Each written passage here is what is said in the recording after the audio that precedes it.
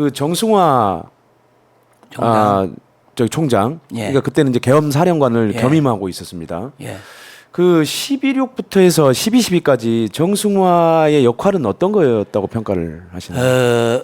전두환 대통령은 정승화를 잡아넣기 위해서 김재규와 밀접한 관계고 그렇죠. 이거 뭐 이렇게 서로 협의가 돼 가지고 한 걸로 이제 몰아갔어요. 네. 처음 12.6 나면서부터 우리 그 백동림 대령이 그 마산에 있다가 수사관으로 그달 아침에 도착을 해서 김재규를 한 2주간 조사한 결과 네. 여러 가지로 다 종합해 보니까 정승화하고 모의하거나 협의한 사실이 없어요.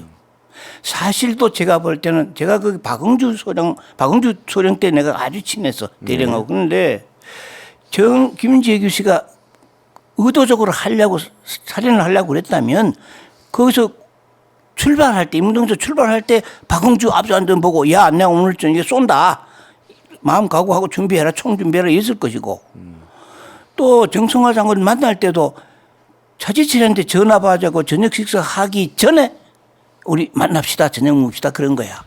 그러니까 그것도 사전에 합의가 안 된 거예요. 그렇죠. 현장에 와가지고도 권총을 안 가지고 또 권총도 안 가지고 와서 그냥 빈몸으로 와가지고 김재규가 예. 자기 안에는 오랫동안 보관했던 권총은 닦고 기름칠을 안 하자면 이 격발이 안 되고 그렇죠. 녹이서도 사용이 안 돼요. 네.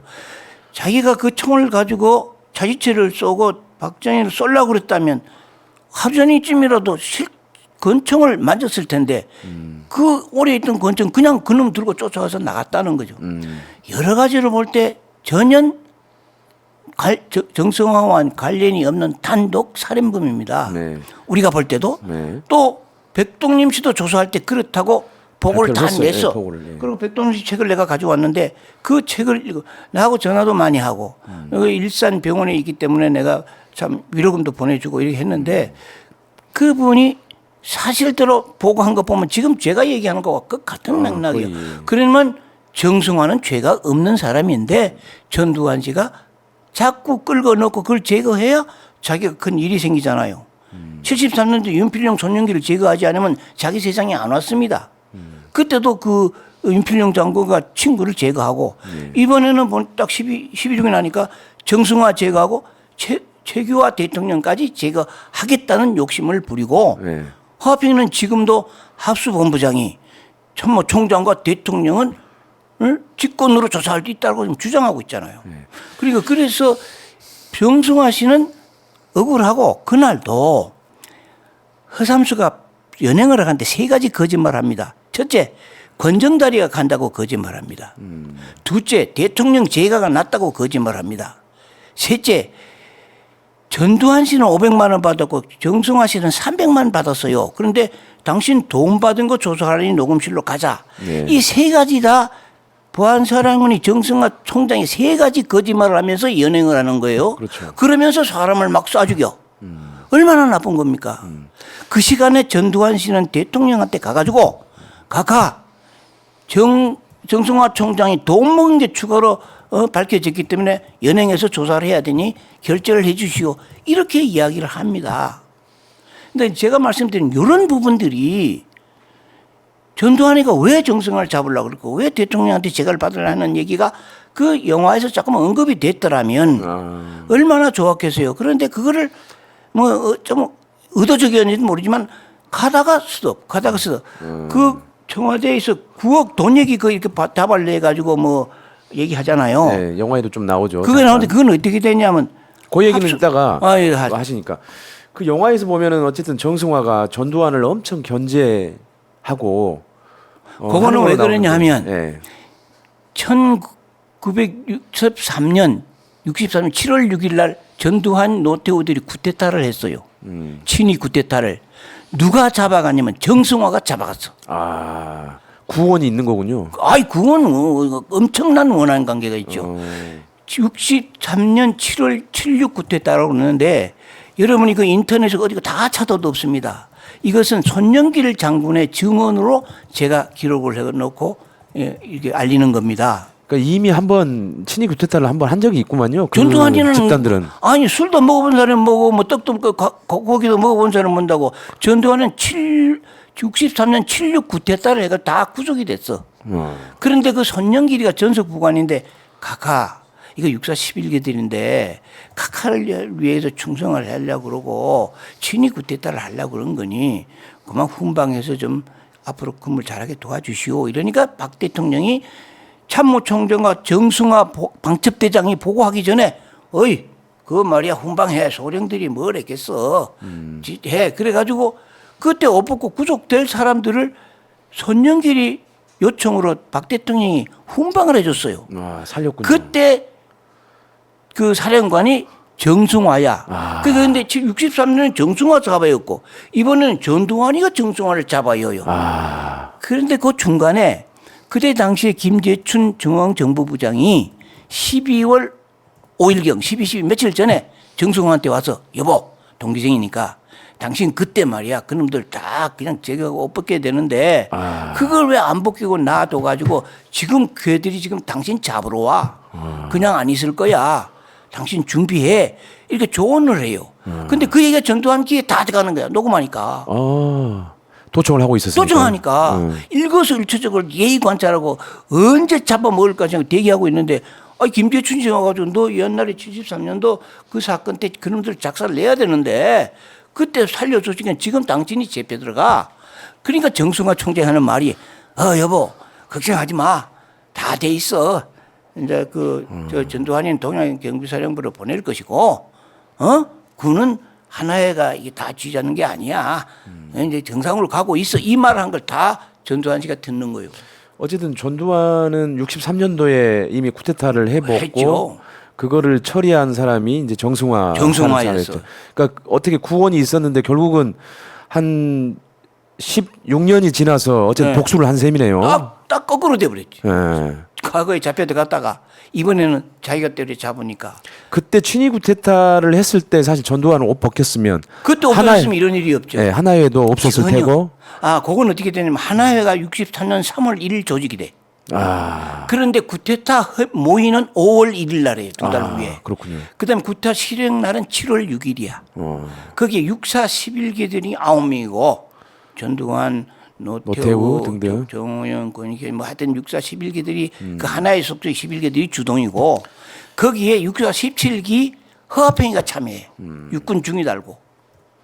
그러니 그 하나회 결성하고 두 달 있다가 구테타 모의하고 발각나서 다 재패 들어갔다가 풀려났으니까 마음속에 저로도 그래 육군 대위소령 때 구테타 했다가 한번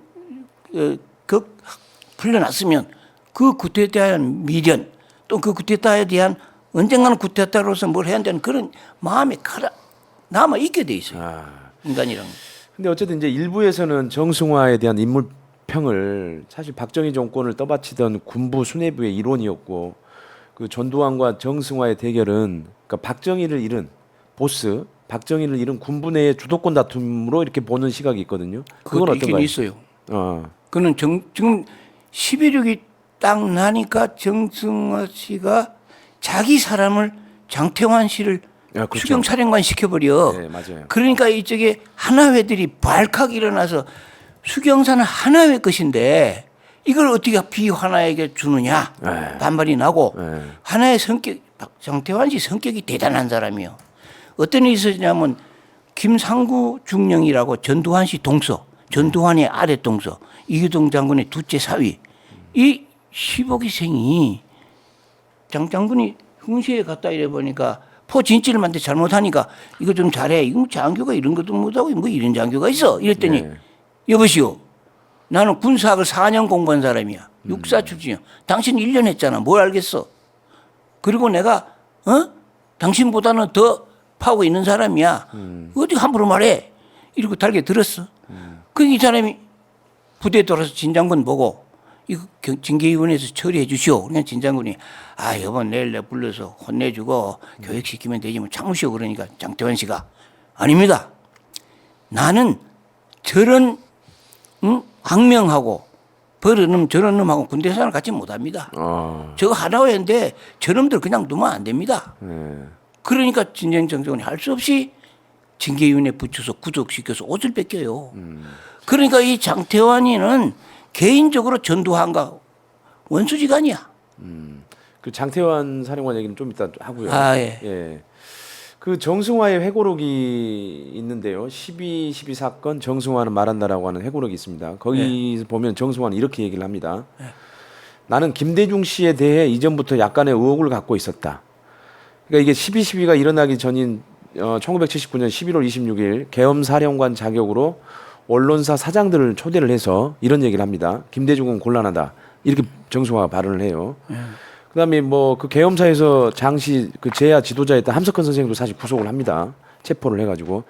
그러니까 이제 영화에 그려진 정승화는 굉장히 군인 정신에 투철하고 전두환을 견제하는 어떻게 보면 약간 좀 긍정적인 인물로 그려지는데 사실 또 정승화는 되게 이제 어쨌든 그 김대중 대통령에 대한 시각이나 이런 거에 있어서는 상당히 보수적인 어떤 시각을 가지고 있었던 것 같아요. 그거는 예. 12.6이 나고 나서 군에 대통령이 없어지니까 누가 자기 대통령이 되는 건 관심을 가릴 거 아니겠어요? 예, 예. 그 일반적으로는 김종필이가 집권 여당이니까 하지 않겠냐 이런 생각을 했는데 김종필 씨가 1월 10일경에 나는 야당으로 가고 여권에 이제 긍정적인 권한을 포기한다 이래 돼요. 그러니까 제일 능력 있는 사람이 김대중인데 정승화뿐만 아니고 네. 군 모두가 그렇죠. 저도 마찬가지야. 그때 군부의 동정이 정권을 김대중에 주면 우리가 북한하고 이렇게 가까워 가지고 안 된다. 그래서 전 김대중이를 대통령 하는 건 안 된다 하는 분위기가 거의 100%였어요. 그래서 정승화 씨가 그런 얘기를 하는 거야. 그렇군요. 예. 그러니까 어쨌든 그게 대체로 당시 군부의 시각이군요. 군부의 시각이죠. 그래서 이제 지금까지도 지금 이 사람들이 허화병이나 이런 사람들이 어디 가든지 얘기하는 거 보면 그 당시에 우리가 나라를 건진 것이다. 김대중 때 정권이 갔으면 대한민국은 북과 통일이 돼가지고 우리 대한민국은 사라진다. 이거 내가 구국 공신 아니냐. 네. 그 얘기를 태놓고 전두환이 김대중한테 가면 안 된다 이 말은 안 하고 이제 그 마음속에 그렇게 먹고 김대중이 정권 가면 나라가 망한다. 그러니까 우리는 나라를 지킨 거다. 근데 지금도요 그 동서관계에 이제 극렬한 사람들은 그때 전두환이 없었으면 이 나라는 없다. 이러니까 이거 국공식 이런 얘기를 하고 있고 그것도 허화평이나 뭐 허삼수나 장세능 이런 사람은 지금도 우리가 나라를 살렸다. 무슨 소리냐. 재판 새로 하고 하자. 이런 얘기입니다.